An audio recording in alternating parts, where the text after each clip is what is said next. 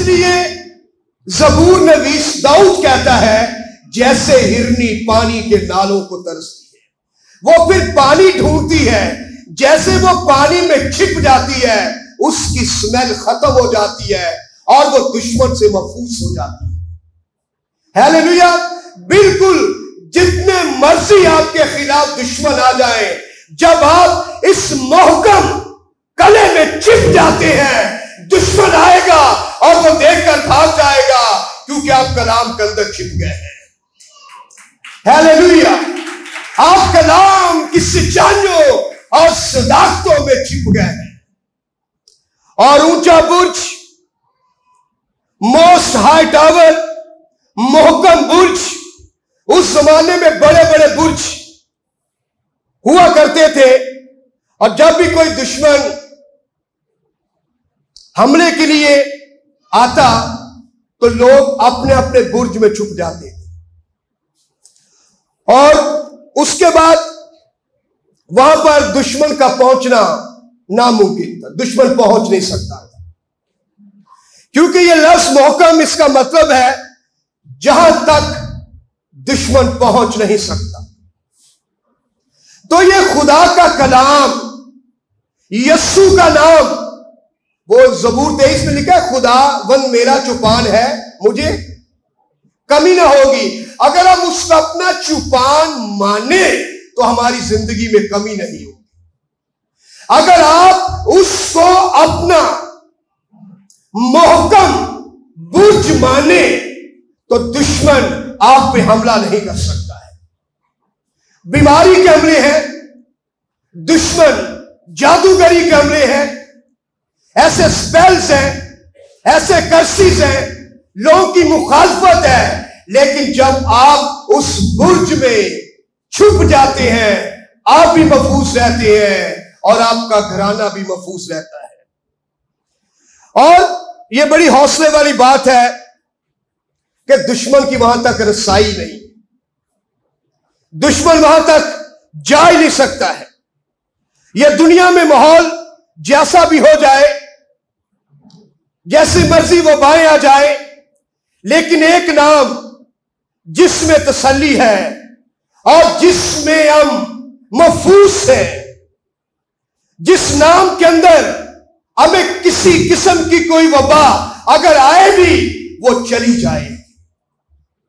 अगर corona, dengue, कोई और प्रॉब्लम, कुछ stomach problem, blood pressure, cancer अगर हमारे जिस्म पे अटैक कर भी दे तो यीशु नाम हमें महफूज कर लेगा, क्योंकि हम बदन में हैं। तो बदन में होते हुए इंसान मुश्किल का शिकार हो सकता है।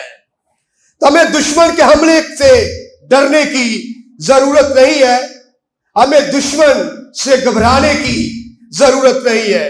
ज़बूर का 51 में लिखा है, ज़बूर 61 वर्स 2 में, दाऊद की जिंदगी कई मुश्किलात में से गुजरी, लेकिन जैसे जैसे उसे खुदा का तजर्बा होता गया, उसके अंदर शायरी उतरती गई।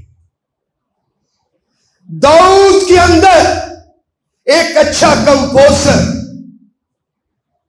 देखे उसके घर में एक बड़ा इवेंट, लेकिन वो घर में ही नहीं। शमूएल जब उसको मसा करने के लिए गया, एक बेटा आया बड़ा जवान, कादावर, खूबसूरत। खुदा ने कहा ये भी नहीं है, ये भी नहीं है, ये भी नहीं है।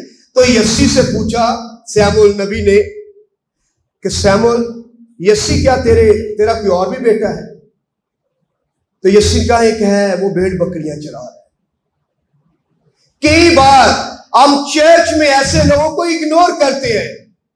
ना सिर्फ मैं ग्रेस चर्च की ओवरऑल पाकिस्तानी चर्च की बात करता हूं, जिनके पास पैसा है, वसाइल है, वो बड़े खादम हैं। जिनके पास कॉलिंग है, आसमानी बुलावा है, वो छोटे खादम बन गए। और डेविड की लाइफ में कॉलिंग थी, डेविड की लाइफ में आसमानी बुलावा था।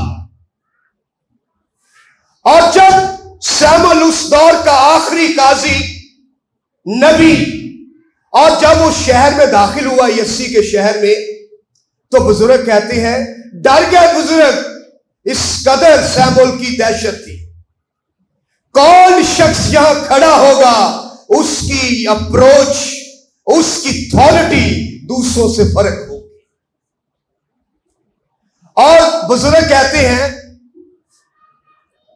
कि शमूएल, क्या तू सुलह के में आया है? घबरा गए। कहता मुझे यिशै के घर जाना है। और जब सारे बेटे लाए गए तो खुदा ने कहा ये भी नहीं है, ये भी नहीं है, ये भी नहीं। तो शमूएल ने कहा यिशै तेरा कोई और बेटा है? क्या है? वो किधर है? वो भेड़ बकरियां चरा रहा है, उसको बुलाओ। कौन शख्स का प्रोटोकॉल चेक करे। आज चर्च हमें जो कौन शख्स है उसकी रिस्पेक्ट करनी है, वरना उसकी जो अनॉइंटिंग है वो हमारे ऊपर स्टे नहीं करेगी, उसकी जो ब्लेसिंग्स है वो हमारे ऊपर नहीं आएगी। और शमूएल नबी काजी वो कहता है जब तक दाऊद नहीं आएगा हम खड़े रहेंगे। ये कौन शख्स का प्रोटोकॉल है? जब तक डेविड नहीं आएगा हम में से कोई नहीं बैठेगा, मैं भी खड़ा रहूंगा। और डेविड की लॉन्चिंग चेक करें, जैसे गीत लॉन्च किया जाता है, भाई हम किसी को प्रमोट नहीं कर सकते, हम किसी शख्स को प्रमोट नहीं कर सकते जब खुदा की तरफ से ना हो। जब खुदा ने डेविड की लॉन्चिंग की, क्योंकि दाऊद इस बात को समझ गया कि वो मेरा ऊंचा बुर्ज है, वो मेरा मोहकम कला है, वो मेरी मजबूत चट्टान है। और कई बार, आज पुरानी बात है काफी, जब छोटा चर्च था हमारा, हम तकबीयत किसी और अंदाज से लेते। तो एक खातून में बदरू हाजिर थी, तो तब बच्चे बच्चे थे सारे, तब मैं भी छोटा ही था।